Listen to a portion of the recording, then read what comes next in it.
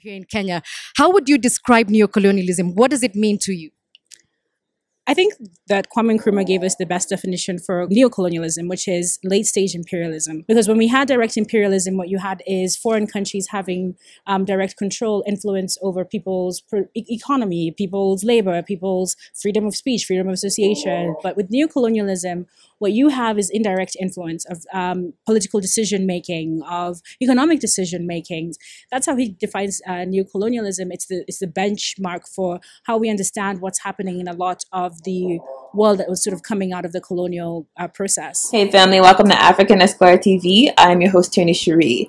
I don't know if you guys were paying attention during the whole Brexit situation, but essentially, in a nutshell, the British government decided that it wanted to split from the European Union, and the reason behind that was because of a lot of conservative politics, a lot of anti-immigrant sentiment, and a lot of people feeling like the European Union wasn't serving the interest of Britain. Now, interesting enough, we see like a movement that I think will only increase as a lot of countries are suffering economically. But we see a movement in Britain to distance itself from giving aid to certain places, and particularly giving aid to Africa. And yet, despite the fact that Britain, and not only that, but a lot of other countries that have been giving aid to Africa will likely withdraw from doing so, it seems like African leaders are not ready, or they're not willing to assume the responsibility of actually focusing on the resources that exist in Africa instead of taking handouts from people who have their hand in other pockets inside of your country. So I want to read from an article. This is on, let's see. This is an article from BBC, and it says, Cash Point Aid in Africa, who benefits? So, in announcing a merger between the Foreign Office and the Department of International Development, Prime Minister Boris Johnson argued that the UK should be redirecting more attention and money towards countering Russian influence in nearby Eastern European countries. By its implication, spending less money in distant former colonial countries such as Zambia or Tanzania, where for too long, he said, British overseas aid has been treated as some giant cash point in the sky. In Ghana, the head of the West African Civil Society Institute, Nana Afazanu, criticized the British move as part of a broader trend of Western countries becoming more myopic and inward-looking. Now, just pause right there. The complaint, against an African from Ghana saying, we're worried that the West is becoming more inward-looking. Well, anytime the West has ever been outward-looking, it's only been to abstract resources from other countries or to intervene inside of your domestic affairs.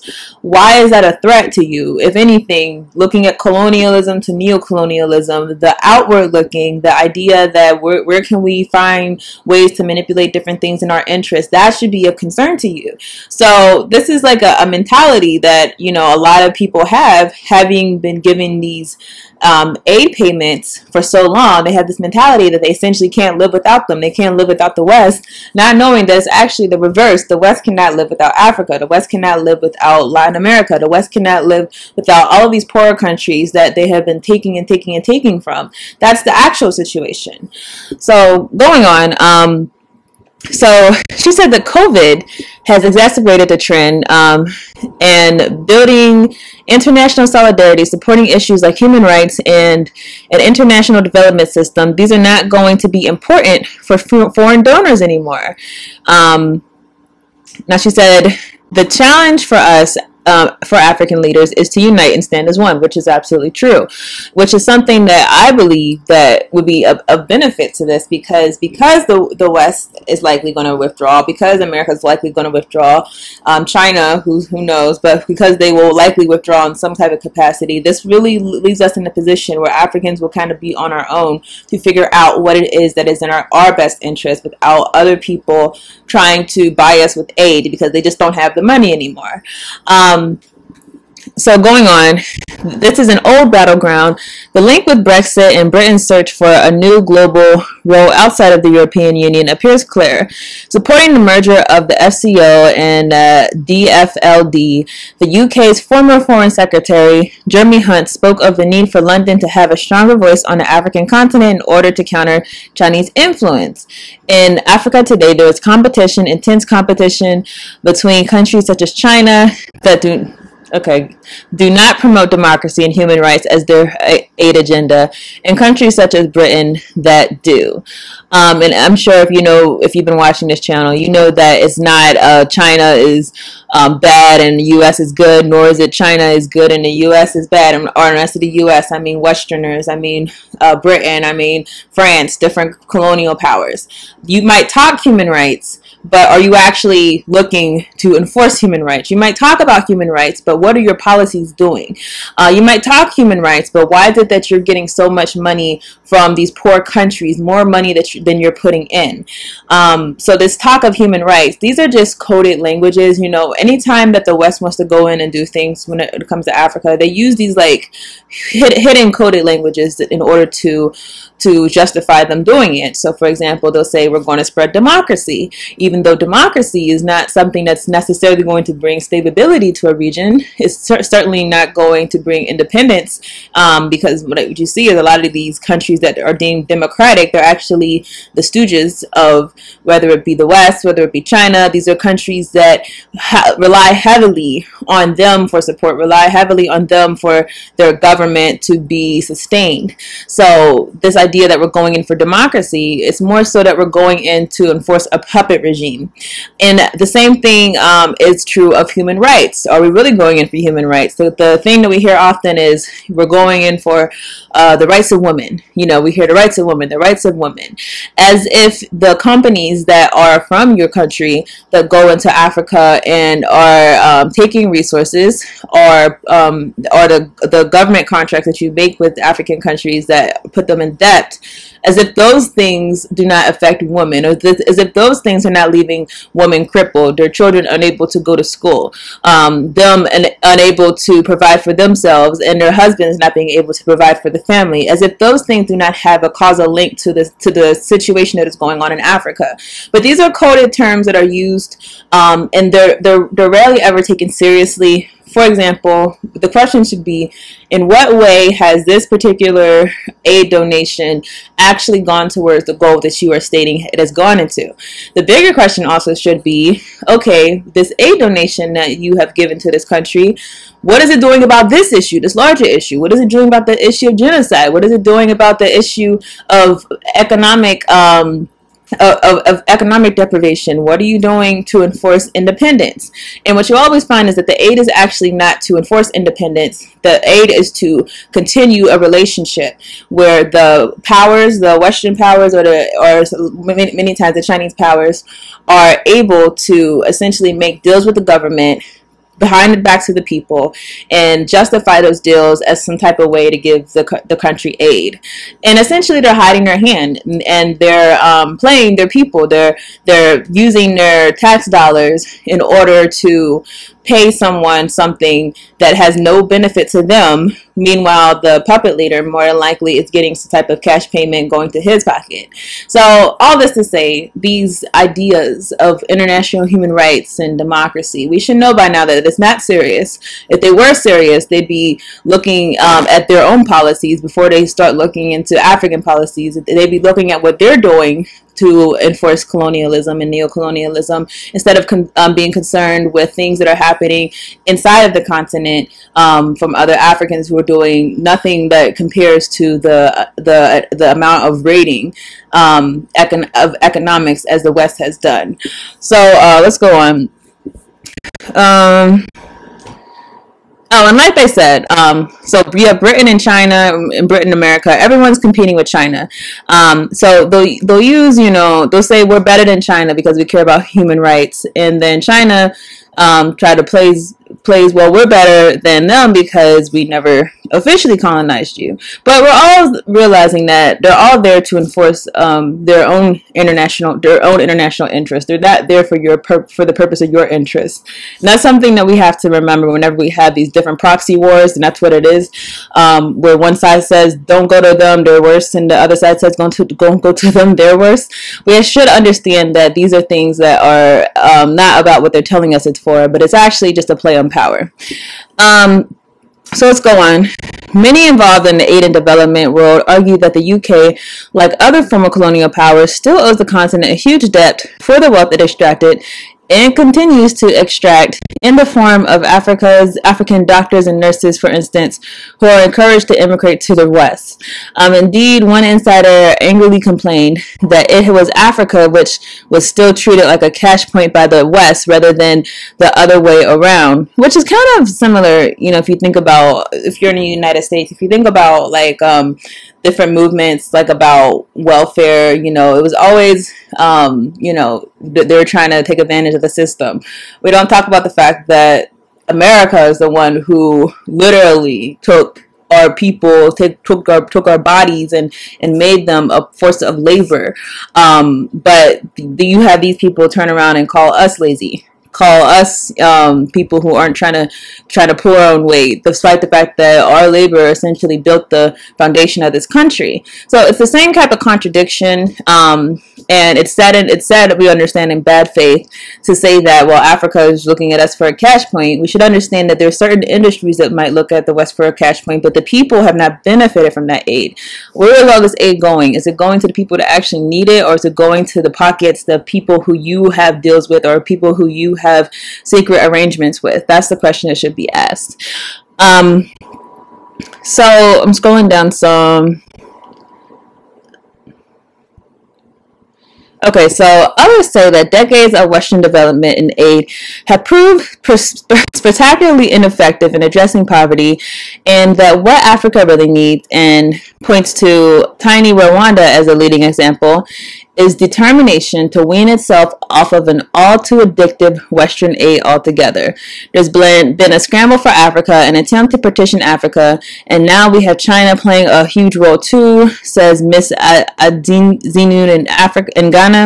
And I don't think Africans are blind to it. We need to be bold enough to take a stance against Western power and influence, but unfortunately there's always going to be a divide between Francophone and Anglophone countries, which does not have to be the case, but that is the case. There's always going to be insidious work being done to make sure that those fault lines are deepened. We are pawns in the hands of these global powers, and our leaders have not risen up to the challenge. Partially true. I mean, when they say there's always going to be a divide between Francophone and Anglophone countries, the question should be why. Because you can't tell me it's just because of language, because there's certainly no divide between Britain and France whenever they have a common interest. There's certainly no divide between France and Germany, or Germany and America. So the idea that language is all, the problem is a consciousness, an identification of the same oppressor. And what we do see is that more and more former Francophone countries are seriously done with the relationship between Africa and France. We see this a lot happening with Mali. Mali has been revolting against the situation between colonial France trying to exert their power inside of their region. So anyways, the takeaway, I think, of this is that we have to understand that we have to be ready to take up our own issues, our own interests, and not rely on the West to help us, because the same way that you wouldn't rely on your enemy to help you if your house burned down, that's what we look like when we go to the West and expect them to have our interest in mind. Why would you rely on your enemy to get you out of the situation that you're in? Why would you rely on those who actually benefit from your demise? If anything, we should rely on ourselves, and which the person said in the article, African unity, that's the only way that we can actually survive this. Understand, Africa does not need those things that come from outside. It's probably easier to get a lot of things because because of the lack of development in certain areas. But as far as people's livelihood, as far as shelter, as far as food, as far as education, we have all the resources to be able to take care of ourselves and build ourselves up and not rely on those who do not have our best interest in mind. So I say this to say that there's every single reason, when you look at the political environment, when you look at what's going on with COVID-19 and the fact that more and more you're going to hear stories that aid is not being given to this country, or this country's not receiving this amount of money, because the Western countries and China have a huge financial burden that they have to deal with. So more and more we're going to hear this being the story. And so the answer is that we have to be ready to take up our own issues and take up our own interests. Understand that every single event that happens in history, a lot of it can be the turn of a new day. A lot of it can mean a total revolution. For example, we know when the West and the U.S., well, mostly the West and certain parts of Asia were completely devastated by World War II. We know that was the best opportunity for Africa. So, this idea that what's bad for Europe or what's bad for America is what's bad for Africa, that's not factually true, because in World War II, whenever the European economies were devastated, that allowed African leaders the opportunity to say, all right, we have an opening. We can actually assert our independence. These countries are weakened. They don't have time for colonial wars. And so let's seize this moment to actually exert our own power. And so I say this to my people in Africa, this is your moment. This is the moment of possibly, a lot of our lifetimes, that we have a moment right now. We have a great opportunity to really seize power of our own interest and to really exert self-determination. As it says in this article, aid has not meant anything as far as being a positive result. The only things that have resulted in positive results for us has been us turning inward and trying to figure out how to use what we have to actually build up our people, instead of how to sell out our people for the highest bidder. So as I said, this is an opportunity, and I'm believing and trusting that our people are going to be in the position, whether it be by force or whether it be by the urgency of the moment, that we're going to put ourselves in a position where we can actually fight for our own interests in this day and age. So that's all I have for this, you guys. I will see you all in another video.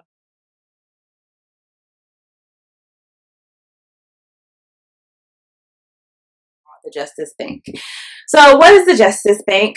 I've talked before about the fact that we were trying to do a bail project, but we ended up deciding to do a mutual aid fund. The Justice Bank initiative will essentially take members, and if you would pay a very low monthly membership fee. We're going to keep it low on purpose because we are servicing a people who are the most disenfranchised in this country, the most under attack, and it's not reasonable to expect that there's that someone could pay $30 a month, $50 a month, whenever you are of that group. Now, when you become a member, we're going to have a trial period, maybe say after 3 or 6 months, whatever, you are eligible to petition us for help with your expenses. Now, what type of people who are targeted from the prison industrial complex, what type of people would be eligible? Well, because we're doing a mutual aid society, that would be democratic. What we mean is that if you are a member of the Justice Bank, you would have a say in what types of, let's say, charges or offenses that you want to be covered under the Justice Bank. The idea is that all of us are putting our money in collectively because we are a target of the prison industrial complex. Every single day that we walk out, you as a Black person, you are seen as a criminal in this country, and that is a fact. And we want to offer a type of protection for our people, and almost like an insurance policy, honestly, that if you do have some type of run-in with the law, if you do have a charge, a criminal charge, that you can count on a mutual aid society to help you and assist you with those types of charges. Nowhere in the world incarcerates as much as we do. We've seen extremely high rates of exposure to the criminal justice system for African American men with very low levels of schooling. So if we think about Black men who were born in the late 1970s and who are growing up through the American prison boom of the 1980s and the 1990s, the chances that they're going to serve time in state or federal prison if they dropped out of high school is about 70%. So going to prison For that group of black men with very low levels of schooling, that's become a normal life event. And that's really only happened in the last 10 years. We're at this point now where there's about 1.2 million African American children with a parent who's incarcerated. That's about 1 in 9.